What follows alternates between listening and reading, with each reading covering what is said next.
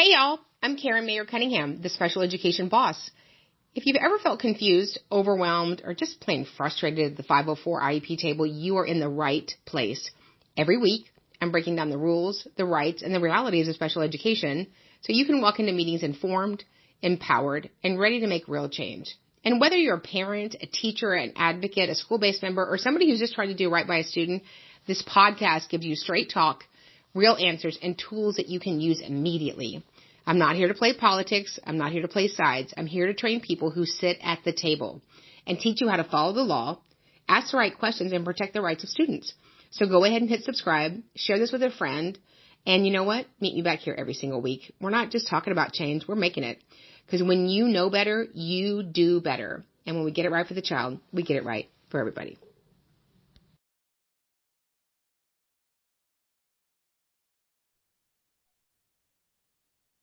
Hey, you guys, welcome back. We are so excited to have you. We are here with an amazing friend of mine and a special guest, Matt Fornito. And if you and I haven't met, I'm Mayer Cunningham, special education boss, training everyone that sits at the 504 IEP table to navigate and negotiate successful student outcomes. So I'm so excited to bring the great Matt Fornito to you. I had the opportunity last fall to see him speak, and I was just floored. And I think I ran up to him and said, I'm not really sure what you do, but I need you to help me. So his specialty is many things. He is a keynote speaker. He's been in technology, and he spent the last 2 decades as a catalyst for transformative change, combining his fervor for confluence of psychology, technology, and AI to empower and educate.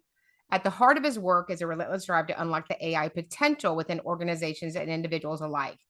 As a consultant for over a decade, he not only built 2 firms, but was winning the NVIDIA Partner of the Year Award, where he acted as the partner chair. He's also served on some of the leading Fortune 500 companies, helping them to accelerate their AI journey through strategic roadmaps leading to tangible business outcomes. He's been entrusted with billions in spending and produced hundreds of millions in revenue.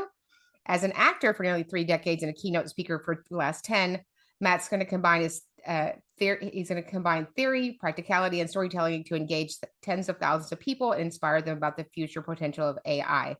His evangelism and thought leadership has been seen at CIO/CDO roundtables, Inventana events, various podcasts, and many new outlets. And so, Matt, welcome to the show. Thank you. Thank you for having me.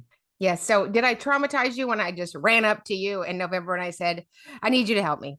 No, I liked it. One of the things that I am good as a business owner is knowing what I'm good at, and everything else, which for most people is most things. I've really learned over the years to invest in great partnerships and delegate. And so kind of tell us what you do. I think that there's much concern and I think a lot of fear mongering around AI. And as I say in my keynote speech, I'm not worried about AI, artificial intelligence, because I'm authentic intelligence. And so kind of tell us about how you came to be in AI. You just woke up one day and you're like, I think I'm going to do this. Yeah. Well, I mean, we could talk about like the semantics of how long AI has existed since the 50s, but like in reality, AI has been around 1 to 2 decades, at least in regards to like what people think of as AI. So when I was in school, like that wasn't a thing that you could do. I thought I'd go into psychology and be a therapist. Then I realized people don't really change. And then I thought, okay, I'll go into strategy management consulting. And but I was a math nerd along with the people side of that, and so ended up being recruited out as a data scientist, and ended up having my own consulting firm on top of that, and then NVIDIA brought me on as one of their 7 partners worldwide, and that's how I ended up getting involved with them, and then that's how I ended up building to $100 million plus practices at billion-dollar companies, and then ultimately led to me realizing that nobody knows what the heck they're doing with AI, including the Fortune 500. And as much as we talk about how important AI is, how accelerated it is in the world and industry today, 50 to 90% of initiatives are still failing, which means like technology has gotten a lot better, but that must mean there's like a people and process issue around all of this. And so like we can build all of the best things in the world, but if people don't trust it, if people don't want to leverage it, if people don't know what the benefit is, what the what's in it for me, then it doesn't matter. And so that's really what I went and started doing the past like 2.5 years, is building out this advisory group of like former Fortune 100 chief data officers, where we can bridge that gap in regards to understanding tech and understanding business and people, and figuring out like, how do we help business leaders and help technologists communicate more effectively so that we can actually help people change and adopt AI to be more impactful or successful. Yeah, I remember when I saw you speak and you said it's been here for a long time. I was like, he doesn't know what he's talking about. It just got here last Thursday. And I think, I was talking to somebody recently, and, information, places to find information have been around forever, right? When I was in high school, I remember I thought, when I'm an adult, I'm going to have enough money to buy an Encyclopedia Britannica, right? And so information has always been captured somewhere. Um, I think most people use AI to one of my partners, she's like, I use AI to send nice emails, which is great, right? How do I say this without getting fired? Mhm. But obviously you work with massive companies. But tell us how you work with people that might have a business, a boutique business. They're working on a project, they're working on a book, they're working on a concept. How could you come alongside them and help them? Yeah, I mean, I think it really depends on, what you're trying to accomplish, because there's we'll call this like two sides of AI when we talk about a chat GPT or perplexity. Perplexity is the one that I love. And so on one side, it's going to be this search replacement. So Yeah. I grew up in, I said, Florida, but also Atlanta. And so Truett Cathy lived down the street. And so it's what time does Chick-fil-A stop serving breakfast, right? You use it to replace Google search, like starting off, right? Like, why Right. does my tooth ache, right? And you can like interact with it and say, ask me any questions to help me figure out why my tooth hurts. And so like this aspect of not having to go and open up 50 tabs to try to figure something out, and using it kind of as a Google search tool is one of the ways that I think a lot of people can start being more successful in regards to figuring out like what these tools are effective for in the first place, right? And then the flip side of that is when looking at how can you use these tools to be more effective or impactful, it's really dissecting whether you hire a consultant like us or you just do it yourself, understanding where do you waste time, where do you waste money, because like they're analogs, right? And so if it's like, if I waste too much time doing something manually, is there a way that I can automate this or use AI or outsource it or whatever the heck it is? And instead of like you always continuously doing the same thing over and over again for 20 hours every single week, you could now ask AI, like, hey, this is what I do manually. Is there a way to automate this? Or is there a tool that does this? And like, it can give you that, and then it can tell you how to automate that. And so it can help you build that. And you might not be able to do it all yourself if you're not a technologist, but at the end of the day, you're accelerating like your career trajectory. And more importantly, you're freeing up your time to do the things that you actually love doing or are better at. And just like how you talked about before, we kicked this off, that you surround yourself with people that are bright or better at the individual things they do. That's what AI is. It's because it's compiled all of this knowledge from all across the globe for the entirety of human existence. And so it has little mini experts in anything that you want to be able to leverage for those insights. So whether that's marketing or special education or whatever that is, like you can use those insights so you don't have to go read 500 books behind you to Yeah. try to become an expert on something. You can start getting that information to point you in the right direction. Yeah, awesome. And so one of the ways that Matt's and I worked together and we're doing other things was which I didn't even know was an option.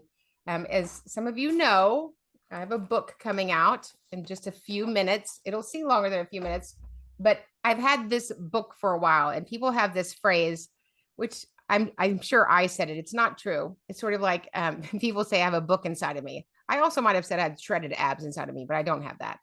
And so Matt and I are both part of another mastermind group that is a business group. And we're always working on 85 different things, where it's a podcast, a website, do this. And sometimes we have so many things on our platter. It's just something that I'm going to do.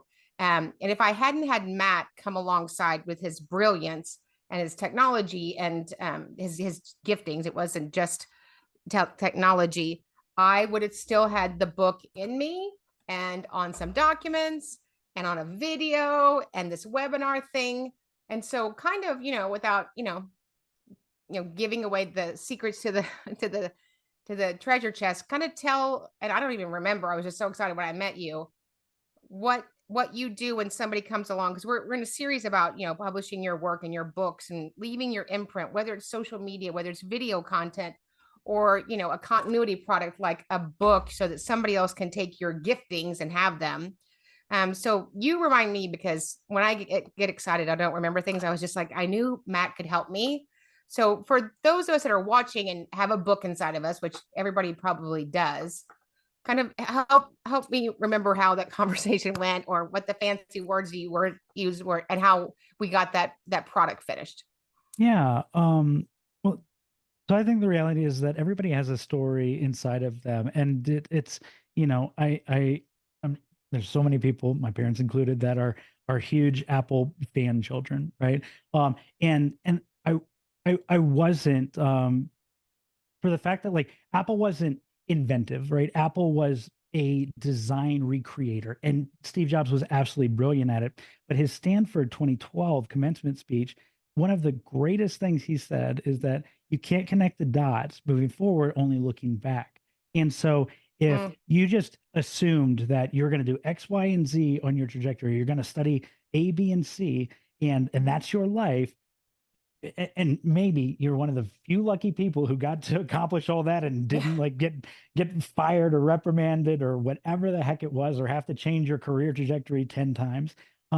Well, those life experiences shape who you are. And like the fact that like I was in psychology and sociology most of my life, and then AI kind of emerged as more prevalent, and I was able to apply that aspect to AI, made me unique in the field, because everybody else was coming in from a technology side. Right. And so everyone has their own unique perspective, and there's this also unique story that you have in regards to that. And I think if you have a story or a message that you want to get across, you certainly need to be able to identify what that actually means. Like what do you want this to be for the people that read this? Like, because you're not reading this to 100,000 people in an auditorium. Like, this is somebody in their bed that reads this, and you want to impact that individual. You might want to impact 100,000 of those individuals and get a New York Times bestseller, but you want to impact that one individual. And so I think that a lot of people don't necessarily think through all of the different components of like, well, who is this ICP, right? This customer persona, and what do they care about, and what are their pains and needs, and then what am I trying to articulate, and what are the frameworks or behaviors that I want around all of that. And so I think like what I tend to be good at is helping shape and guide people's narratives with that underlying thread of the story that they have, and being able to use AI and other technologies to help deliver that faster. So in the case of like what we worked on, where, a lot of writers may take, 9, 12, 24 months to help like write a book, like, the fact that it can be done in a small handful of weeks to small handful of months means that like, especially if you want to be a speaker and get your voice out there, a book's the way to really start getting like paid keynotes. And if you want to just have others read your story, like getting it out there. Whereas most of us say, yeah, I've always wanted to write a book, and then none of us ever do. It's like, it's harder to make that excuse now that AI does make it so much more accessible. Yeah. And I can't even tell you like what a godsend you were. That you're very kind and you're brilliant. I can tell, because when you talk, you look up into your left quadrant, and my husband does that. I always say he's really smart and I'm really happy. They're two different things. And so your kindness with me as we walk through this process, because everybody is so different. And, my writing modality is speaking. And so Matt was fine with, I'm sure he probably knows how to put something in the chat. And all of you guys know that I don't, because I am the chat. But he was fine with me making videos about components and answering. It wasn't in his wheelhouse. And I think that that's really important when you work with somebody, is that you do it in a modality that serves them and makes it feel successful, right? It wasn't, oh my gosh, it was not like, trudging uphill in mud. But I'm so thankful that you exist. I think you're the only person on the earth that does this. Maybe there's other people, but we won't tell anybody. Do you have are there digital products that you have? Do you have Camp AI with Matt and we all get matching t-shirts? What can we do to partner with you? So as of right now, yes, I do a very small handful of ghostwriting. If there's the bandwidth for that, we're working on creating uh, not a not a fully automated service because there's the I want to get a point across first before going back into the different things we have. Um, I'd be remiss to say that like there's this big issue that I see with AI today where people are using it to replace aspects of relationships, and whether that's like sales, or if you get a text message and somebody sent it and you can tell it was written by AI, and the lack of authenticity is really problematic. And Yes, so any of the AI writers that exist today, whether it's a ChatGPT or Perplexity or Claude or any of the custom made ones, they're still very inauthentic, right? They yes, don't capture your voice, your brand, like your essence, and your passions, your value systems, and they also don't speak with like the nuance and characteristics that you do. And so I think that with writing, there's an aspect where, as much as like we're seeing how far we can get into the process of using it to accelerate a footprint of like getting a message curated, yeah, or getting a book curated, like there still has to be this editorial process or like just this back and forth with the technology, to really harness that. Because like if you just put out crap content, like it's just inundating Amazon with more crap content, right? And it's like exactly. nobody wants or needs that. And so um, and so that's part of the reason why there's so little, or so few ghostwriting slots that I have right now, because like as of right now I'm one person, and so for scalability, like yes, we can only do so many, even though we're trying to automate a few more pieces of that puzzle. But I'd say more so generally what we do, both myself as well as members of my team, are run workshops or come and speak.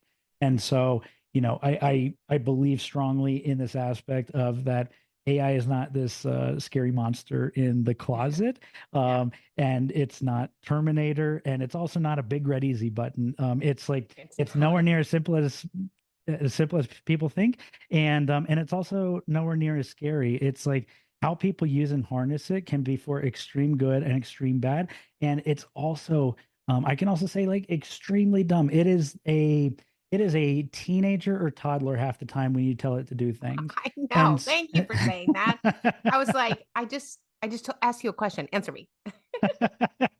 and so like I think and so I think mitigating those gaps and fears and being able to just have those conversations in like workshops, like in hands-on workshops where people get to play with these tools.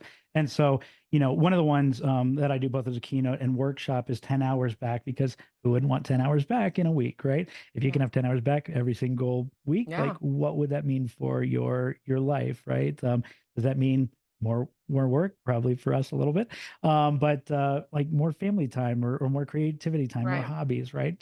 And so I think that there's this aspect that like capitalism that can shift towards more autonomy towards the things that we actually love. And so that's one of the ones that I really really enjoy teaching around. But if we get enough folks that want to, through like Special Education Academy or boss, we could do like even a curated like custom training in regards to uh, creating like your own little mini agent for your child, right? So that way you would know how to interact with the education system with your child. And so, for things with like special education needs, like we could have something more curated versus just knowing how to like more effectively interact with these LLMs, to not just be annoyed with it and want to throw it in another room, right? Yeah. Yeah. I think that's interesting what you just said about I'm still trying to get my phone to understand when I just talk into it. Like it only gets like every third word. I'm sure it's me. When we put this together and we thought about AI, what do you think the biggest misconception is around? And we've even heard it in special education. Obviously, a lot of teachers are here. A lot of teachers have the opportunity to train that AI is going to replace teachers. You just walk into class and I guess Siri is going to be talking to you all day. Is that ridiculous or is that ridiculous? It's it's it's augmentation and enablement, not replacement, right? Okay. Now bad actors, right? Like so let's say um or poor school systems that choose to irresponsibly use money, right? Or those who want to replace teachers, they will go that route, right? And that's going to be problematic because the kids aren't going to get a full experience. But just like you mentioned earlier, in regards to the modality that people want to work in, kids learn in different modalities, right? And so whether Right. you're a visual learner, an auditory learner, or if you get stuck on certain types of math problems, right? The teacher, like kind of like the Bush No Child Left Behind act of yore, right? Um, like that didn't really substantiate in regards to actually accelerating kids, right? It kind of lowered us all, right? And but if we looked at it through this lens of, hey, the teachers are going to teach this curriculum, but anything you get stuck on, you're going to have this little AI helper that's going to help you in the areas you're weak in, right? Right. And that's going to like be your little personal coach to help make you as strong as your peers or even stronger than them and accelerate you in the areas you're really strong to make you the best of the best. Like Yeah. that's what these things are going to be able to do. So it's not really like, hey, we're not going to have teachers. It's going to say, hey, any areas where this teacher is terrible at teaching you because this is the way that they teach and Right. they just read from that PowerPoint. Well, now you have 8 other ways you can learn, and here's 500 simulated questions you can try to answer until you really get it and understand it. So good. So good. I'm sure that you've never, it's just a little still AI, but there's a fast food restaurant now using AI. Don't know if you've experienced this. I'm sure you haven't because everybody in Colorado only eats healthy stuff and they drink water from the mountain, right? But in Texas, we like grease late at night. And I was coming home from a BBG event and I pull into the very healthy Taco Bell and it's AI. It is AI talking to me. And now I'm yelling at the speaker. What I should do is I should start my own AI problem TikTok, right? Like I am yelling at a speaker and she's like, so you want this order? So you want this order? So you want this order? And so I think it's going to be a great supplement. I think it already is. It's so exciting. The speed at which you were able to help me with a spirit of excellence, I don't find very often. And so thank you for doing what you do. Please don't stop doing what you do. Of So course. for people that, want to connect with you, they want to bring you in for their company, they're interested in workshops, are you helping them with a project, something they're doing, how would they connect with you? Yeah, we're the AI advisory group. So it includes the word the AIAG.com. And then we're going to offer, we're going to do a discounted workshop for those who want to do the 10 hours one for your listeners. So it'll be the AIAG.com/, special education boss. Okay. And And then um, and so I'm sure you'll post that too. yeah, we'll But put those links. It'll be with the recording. So, and then like I tend to be really active on LinkedIn. I run a podcast with another organizational psychologist on Tuesdays called A to Z: The Future of Work, where we talk about we talk about Gen Z and Gen Alpha too, but also the older generations and AI and the everything in older between. generations, what he Yeah. meant was the mature, marinated generations. The retirees who have to figure out what this means for the future too. Yeah, Yes, yeah. retirees. I don't, does anybody get to retire? I don't think so. Or Um, if they even choose or want to, because now you don't yeah, like that was one of the things we talked about today. It's like, yes, you don't have like if you were a carpenter, maybe you had to like you had to retire at some point because you couldn't like physically work anymore. But now you can use your subject matter expertise and like be able to work with these, little assistants, AI assistants, and accomplish whatever the heck you want to accomplish because you have 50 years in your brain, right? that's 50. I have 50. It's about to be 60 in a couple of months, but 20. good thing I use good It's skincare. 20 for So you. yeah, yeah. So, so Cindy, do we have any questions from our friends? And if you guys can give me 1 second. So Cindy, can you tell us if we have any questions from our listeners? We have two lovely comments. The first comment was t-shirts take my money now. So I think we're all excited for t-shirts. And the next one is I have been using AI to help me find where to look in IDEA to get specific information. It allows me to find those specific code numbers and quote them quickly. This is definitely helpful when Karen isn't next to you. I nicknamed my AI boss Karen. And That that's is what we have. awesome. That is awesome. If anybody else has a question, you can put it in the chat. Matt would be happy to answer. I can tell you about hairspray and Taco Bell, and he can tell you about all the smart stuff. Well, and yeah, and like that's one of the ones. Well, I think there's two pieces to fast food that are interesting to me. The first, well, I'll give one little cheat code, especially for like call centers and whatnot, is like just continuously saying the word agent or using cuss words will usually route you automatically to a human. Just an FYI. You don't have to yell. You could just say the F bomb like 10 times and We it'll end up route you yelling at the phone. Yeah. without even getting mad. Yeah. But I think there's an so you could do the same thing at Taco Bell, right? But I think like there's an interesting piece to that where service industry, right? Restaurant type jobs. I don't think they'll ever go away because we like that novelty of the experience of we don't know what's going to happen and talking to a random stranger. But like fast food, you might not really like you don't really care, right? About that. Like maybe a Chick-fil-A or something, but like, talk about you just like give me my food, like you know, especially if it's like 1 a.m. at night. And so it's like I think that might be one of the first things to go to robotics. But I think the more interesting piece will be that for I think a lot of people in our generations, like those types of jobs were some of the first jobs that you had, and we're going to see like those entry level jobs AI and robotics will like replace or mitigate a decent number of those. So like job mitigation as a whole like won't really happen. Like there'll be a need for more and more teachers, right?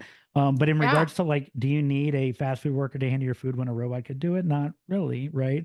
And so it's going to be like an interesting aspect of like how do 16-year-olds like get work experience or understand how to interact with like older adults, right? Yeah. If they don't have those types of experiences.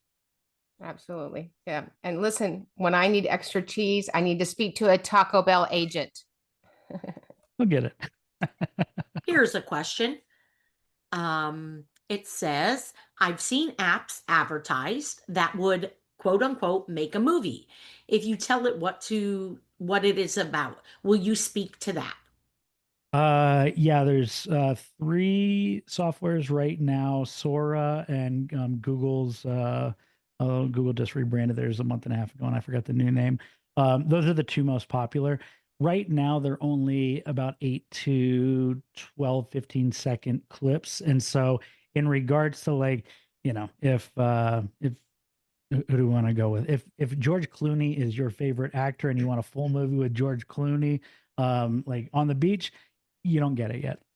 Yeah. But if you wanted to create an ad for your company, like they are pretty darn good about that. It's just the continuity over the course of anything longer than 8 to 15 seconds isn't quite there yet. But in regards to like where this will be in the next 2 years, it's pretty darn wild considering how fast it's moved in the past two. Wow. What's the name of that again? Sora, Sora, and then I'll have to look up the name of Google's And new one. what was the AI that you said? Because all of us people, all of us guys are on, we always call it our boyfriend Chad GPT. But what's the one that you use? Perplexity.ai. Perplexity. So Perplexity, it uses Claude. So Anthropic's Claude, if you've heard of that, it uses ChatGPT. So it uses multiple models. And then based on what question you ask, it will automatically pick the best model. So you don't have to like go through all of the humdrum of trying to figure out what the best model is based on your question. It's also got the best underlying search. So if I think it was Connie above, right? So Connie talking about being able to source information. Perplexity tends to be the best about that without hallucinating data. It still can, right? In regards to sourcing data, it's always good to be diligent and making sure that what you've looked up is accurate, right? Or whatever it curated is accurate. But Perplexity is by far the best in regards to that. I would like to say, as somebody that sits at IP meetings 500 times a year, there's a lot of hallucinating of data. Is that right, Cindy? Yes, ma'am. Maybe they have a severe case of AI infection. Oh, Yeah, it's goodness. been a human problem for a long time. Yes. Our next question says, Matt, how are you recommending AI for book writing? Is this an editing purpose or writing? How about help in getting published? Where is AI the best? Okay. So AI is really, really good in two things, structure and knowledge consolidation. So if you wanted to do an outline, and let's say a very, very thorough outline, not just like a 5 chapter high school essay, it's very good about that. And then if you wanted to have it really pull all intricate data and details in regards to that, or research in regards to each subcomponent of aspects of that outline, right, of each component that you have for that outline, it could pull all that together. But in regards to the creative writing process, in regards to like your unique voice and brand voice and all of that, it's pretty horrific. So it takes a heck of a lot of manual work on my side to get that to go well. So it's better to like use it, and mind you, like, you don't even have to be hyper structured in your thoughts to get structure around the thoughts. So you could literally record yourself for 10-20 minutes talking about a single topic and everything listing off in your brain, and then feed that into a transcription service, or wherever you can get it transcribed, and then say, like, create an outline around this because I want to create a book, right? And then ask it to perform additional research that will help support all of those arguments. And that's like how you would want to use that. But for the creative writing process, you generally are going to want to do manually, or like you have to get really, really good at understanding technical prompting. And then in regards to editing's, Karen actually introduced me to a colleague, editor friend, and she's technically progressive. She's had technical companies before, and she's worked with all of the major publishers in the past, and none of them are using AI today. They even ask if you have used AI when you go to try to ask if they'll be your book publisher. And so there's still a big reticence, I think, in the market today. Part of that is due to, are you stealing IP? Since we don't know all of the legal repercussions around everything yet in this realm. But I would say that it is still a very relationally driven market. So you, Karen, knows this extremely well, and I'm sure can answer better than I can. But basically, yes, you want to have a prognosis for how you want to go to market, and the more of a following or fan base that you have, and like they know that you have people that will buy your book, the more likely you are to get published. And that wonderful young lady is our next webinar tomorrow. So we have the great Matt today, and then the great Allie Trowbridge tomorrow, who's a publisher. So that will certainly be on that, so she can answer those questions.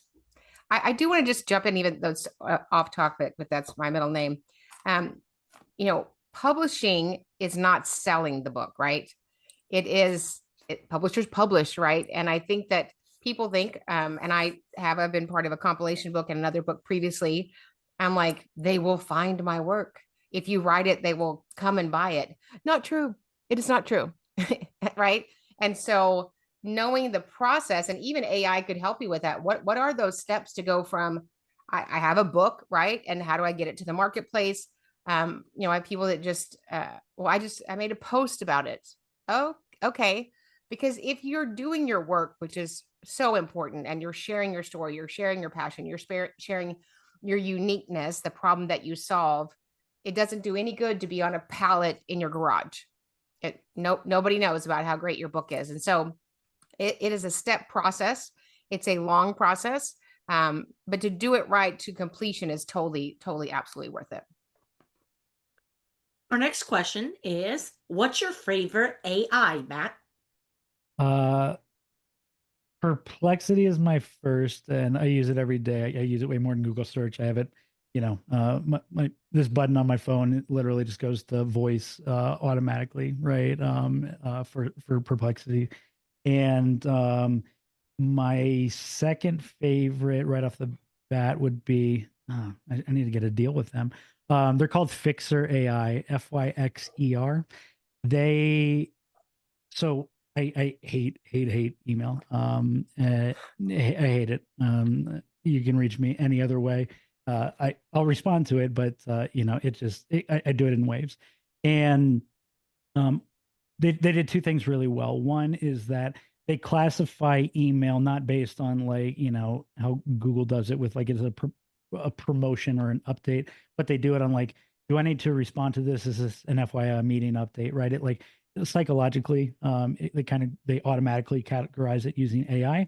But then if it's something you need to respond to, it will look at the thread of the conversation and it'll automatically write the draft for you. And you can just look and be like, yep, that's good. And you can send Wow. it or quick revise it. And the other one is that if you ever have emails that fall through the cracks because you send one and then like 2 weeks later, you're like, they never responded to me. They actually have one classification that's awaiting reply. And if somebody hasn't replied within a few days, it'll pop it back up and it'll automatically write a new draft saying, hey, I haven't heard from you in a few days, but still seeing what you think about that proposal. And so like, it's that nice piece about like what normally sits in your brain of all these things I have to do from an email. Now the technology is essentially holding on to that. Oh my gosh, I totally need that. I personally receive literally 100 emails a day. And I don't mean like, my blazers, which I don't want anybody to get rid of those emails. But because the business is big, right? We have partners and I abhor it. I just, oh, yeah. Mhm. Yeah. So I'm going to definitely use that. Our next question. I'm interested in creating a profile questionnaire that would be easily validated. How would that work? Um, well, without more information, I'll just give the high level on that since I came from psych and we built a lot of those assessments. Uh, there's no guarantee that it will be statistically sound or scientifically valid in regards to a questionnaire, but in regards to, so like, let's say big five personality, right? You can't just like create your own and hope that it's not stealing IP and you can go sell it or that it's accurate.